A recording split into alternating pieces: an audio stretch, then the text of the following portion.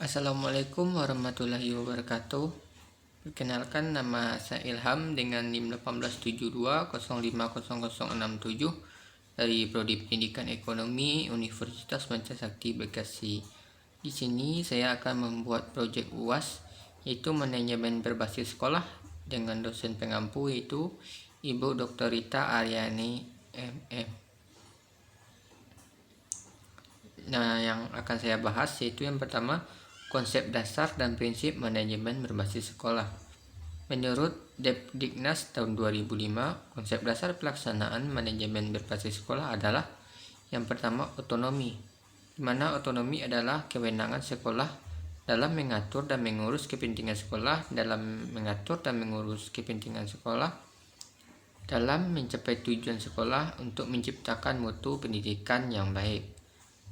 Yang selanjutnya, kemandirian. Kemandirian adalah langkah dalam pengambilan keputusan tidak tergantung pada birokrasi yang sentralistik dalam mengelola sumber daya yang ada, mengambil kebijakan, mengambil strategi dan metode dalam pemecahan persoalan yang ada, sehingga mampu menyesuaikan dengan kondisi lingkungan dan dapat memanfaatkan peluang-peluang yang ada. Nah, yang ketiga itu demokratis. Demokratis adalah keseluruhan elemen-elemen sekolah yang dilibatkan dalam menetapkan, menyusun, melaksanakan, dan mengevaluasi pelaksanaan untuk mencapai tujuan sekolah demi memungkinkan tercapainya pengambilan kebijakan yang mendapat dukungan dari seluruh elemen-elemen sekolah. Selanjutnya yang akan saya bahas itu prinsip-prinsip manajemen berbasis sekolah. Sedangkan menurut Nurkolis tahun 2005, terdapat 4 prinsip dalam pengolahan manajemen berbasis sekolah, yaitu prinsip ekuifinalitas, prinsip desentralisasi, prinsip sistem pengolahan mandiri, dan prinsip inisiatif sumber daya manusia. Di mana prinsip ekuifinalitas atau principle of equifinality itu prinsip ini didasarkan pada teori manajemen modern yang berasumsi bahwa terdapat beberapa cara yang berbeda-beda untuk mencapai suatu tujuan. Manajemen sekolah menekankan fleksibilitas sehingga sekolah harus dikelola oleh warga sekolah menurut kondisi mereka masing-masing. Sedangkan prinsip desentralisasi, principle of decentralization, desentralisasi adalah gejala yang penting dalam reformasi manajemen sekolah modern. Prinsip desentralisasi konsisten dengan prinsip ekuifinalitas. Prinsip desentralisasi dilandasi oleh teori dasar bahwa pengelolaan sekolah dan aktivitas pengajaran tak dapat dielakkan dari kesulitan dalam permasalahan. Pendidikan adalah masalah yang rumit dan kompleks sehingga memerlukan desentralisasi dalam pelaksanaannya. Selanjutnya, prinsip sistem pengolahan mandiri, principle of self-managing system. Prinsip ini terkait dengan prinsip sebelumnya, yaitu prinsip ekuifinalitas dan prinsip desentralisasi. Ketika seorang menghadapi permasalahan, maka harus diselesaikan dengan caranya sendiri. Sekolah dapat menyelesaikan masalah bila telah terjadi pelimpahan wewenang dari birokrasi di atasnya ke tingkat sekolah. Selanjutnya, prinsip inisiatif manusia, principle of human initiative. Berdasarkan perspektif ini, maka manajemen sekolah bertujuan untuk membangun lingkungan yang sesuai untuk warga sekolah agar dapat bekerja dengan baik dan mengembangkan potensinya. Oleh karena itu, peningkatan kualitas pendidikan dapat diukur dari perkembangan aspek sumber daya manusianya. Prinsip ini mengakui bahwa manusia bukanlah sumber daya statis, melainkan dinamis. Selanjutnya itu komponen manajemen berbasis sekolah. Menurut Mulyasa tahun 2006, terdapat 7 komponen yang harus dikelola dengan baik dalam implementasi manajemen berbasis sekolah, yaitu sebagai berikut. Yang pertama, manajemen kurikulum. Manajemen kurikulum merupakan kegiatan yang dititik beratkan kepada kelancaran pembinaan situasi belajar mengajar. Kurikulum adalah segala pengalaman pendidik yang diberikan oleh sekolah kepada seluruh anak didik, baik dilakukan di dalam sekolah maupun di luar sekolah. Selanjutnya, manajemen kesiswaan. Manajemen kesiswaan adalah penataan dan pengaturan terhadap kegiatan yang berkaitan dengan peserta didik mulai masuk sampai dengan keluarnya peserta didik tersebut dari suatu sekolah. Manajemen kehasiswaan bertujuan untuk mengatur berbagai kegiatan dalam bidang kehasiswaan agar kegiatan pembelajaran di sekolah dapat berjalan dengan lancar, tertib, dan teratur serta mencapai tujuan pendidikan sekolah. Selanjutnya, manajemen guru. Keberhasilan MBS sangat ditentukan oleh keberhasilan pimpinannya dalam mengelola tenaga guru yang tersedia di sekolah. Manajemen tenaga guru bertujuan untuk mendayagunakan tenaga guru secara efektif dan efisien untuk mencapai hasil yang optimal. Selanjutnya, manajemen keuangan dan pembiayaan. Keuangan dan pembiayaan pada suatu sekolah merupakan komponen produksi yang menentukan terlaksananya kegiatan-kegiatan proses belajar mengajar di sekolah bersama komponen-komponen yang lain. Manajemen komponen keuangan harus dilaksanakan dengan baik dan teliti, mulai tahapan penyusunan, anggaran, penggunaan, sampai pengawasan, dan bertanggung jawab sesuai dengan ketentuan yang berlaku agar semua dana sekolah benar-benar dimanfaatkan secara efektif, efisien, tidak ada bocor-bocoran, serta bebas dari penyakit, korupsi, kolusi, dan nepotisme. Selanjutnya, manajemen sarana dan prasarana pendidikan. Sarana pendidikan adalah perlengkapan yang secara langsung dipergunakan dan menunjang proses pendidikan, khususnya proses belajar mengajar seperti gedung, ruang kelas, meja, kursi, serta alat-alat dan media pengajaran. Adapun yang dimaksud dengan prasarana adalah fasilitas yang secara tidak langsung menunjang jalannya proses pendidikan. Kegiatan manajemen sarana dan prasarana meliputi perencanaan kebutuhan, pengadaan sarana dan prasarana, pemeliharaan sarana dan prasarana, dan pengawasan sarana dan prasarana. Selanjutnya, manajemen hubungan sekolah dan masyarakat. Hubungan masyarakat adalah kegiatan organisasi untuk menciptakan hubungan yang harmonis dengan masyarakat agar mereka mendukungnya dengan sadar dan sukarela.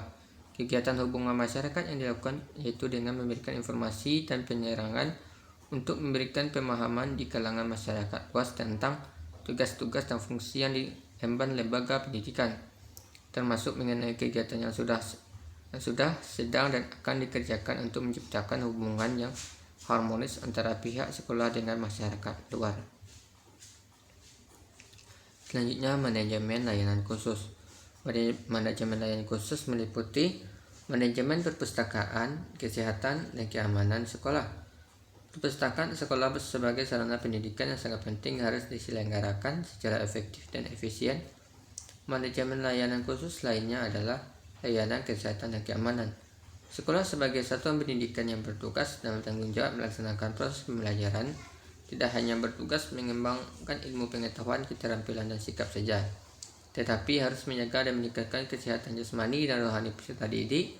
Di samping itu, sekolah juga perlu memberikan pelayanan keamanan kepada peserta didik dan para guru yang ada di sekolah agar mereka dapat belajar dan melaksanakan tugas dengan tenang dan nyaman.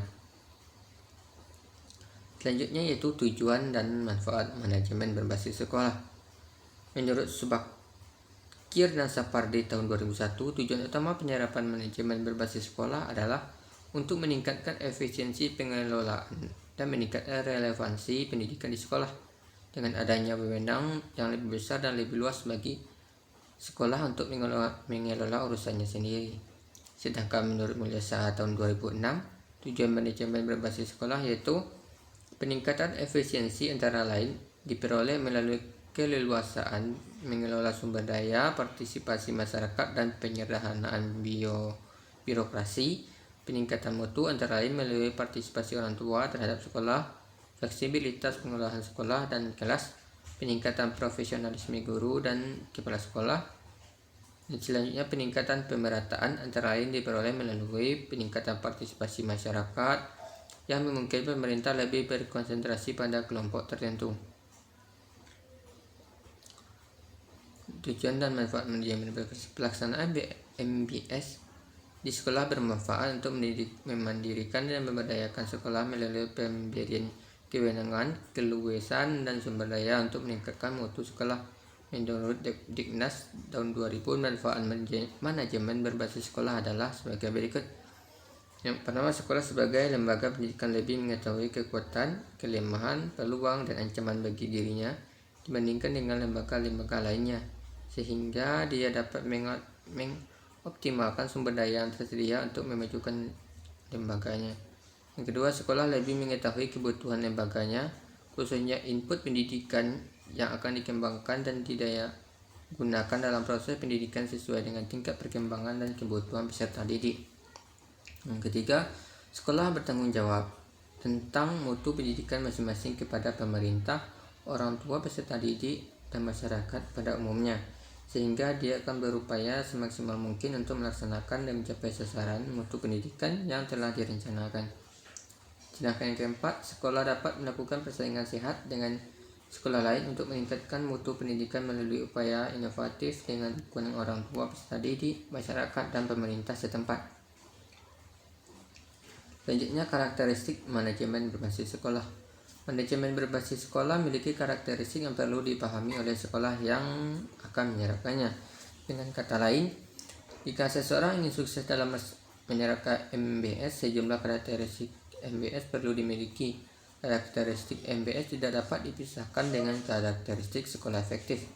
Jika MBS merupakan wadah atau kerangka sekolah efektif merupakan isinya, oleh karena itu karakteristik MBS memuat secara inklusif elemen-elemen sekolah efektif yang dikategorikan menjadi input, proses, dan output. Cara menguraikan karakteristik MBS, pendekatan sistem yaitu input, proses, dan output digunakan untuk memandunya. Hal ini didasari oleh pengertian bahwa sekolah merupakan sebuah sistem, sehingga penguraian karakteristik MBS yang juga karakteristik sekolah efektif didasarkan pada input, proses, dan output. Uraian berikut dimulai dari output dan diakhiri dengan input, karena output memiliki tingkat kepentingan tertinggi, sedangkan proses memiliki tingkat kepentingan 1 tingkat lebih rendah dari output, dan input memiliki tingkat kepentingan 2 tingkat lebih rendah dari output. Karakteristik manajemen berbasis sekolah yang pertama, output yang diharapkan. Sekolah memiliki output yang diharapkan. Output sekolah adalah prestasi sekolah yang dihasilkan melalui proses pembelajaran dan manajemen di sekolah. Pada umumnya, output dapat diklasifikasikan menjadi dua, yaitu output berupa prestasi academic achievement, atau output berupa prestasi non-academic achievement. Proses sekolah yang efektif pada umumnya memiliki sejauh karakteristik proses sebagai berikut. Yang pertama, proses belajar mengajar dengan efektivitas yang tinggi, kepemimpinan sekolah yang kuat, lingkungan sekolah yang aman dan tertib, pengolahan tenaga kependidikan efektif, dan sekolah yang memiliki budaya mutu. Selanjutnya, sekolah memiliki teamwork yang kompak, cerdas, dan dinamis. Sekolah yang memiliki kewenangan kemandirian, partisipasi yang tinggi dari warga sekolah dan masyarakat. Sekolah memiliki keterbukaan, transparansi manajemen. Sekolah memiliki kemauan untuk berubah. Psikologi dan fisik. Sekolah melakukan evaluasi dan perbaikan secara berkelanjutan. Sekolah responsif dan antisipatif terhadap kebutuhan. Memiliki komunikasi yang baik. Sekolah memiliki akuntabilitas. Manajemen lingkungan hidup sekolah baik. Sekolah memiliki kemampuan menjaga sustainabilitas. Yang ketiga, itu input pendidikan, yang dimana memiliki kebijakan, tujuan, dan sasaran mutu yang jelas. Selanjutnya, sumber daya tersedia dan siap, staf yang kompeten dan berdedikasi tinggi, memiliki harapan prestasi yang tinggi, fokus pada pelanggan, khususnya siswa, dan input manajemen. Nah, demikianlah materi yang dapat sampaikan tentang manajemen berbasis sekolah. Kurang lebihnya saya mohon maaf. Wassalamualaikum warahmatullahi wabarakatuh.